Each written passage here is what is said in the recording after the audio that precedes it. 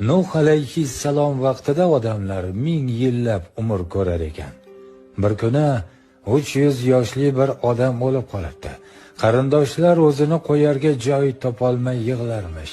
Yosh ketdi bechora, bu dunyoda nima ko'rdi deb chiday olmayotganlarida Nuh alayhissalom ularga oxir zamonga yaqin bir payg'ambarning ummati 60-70 yil yashaydi.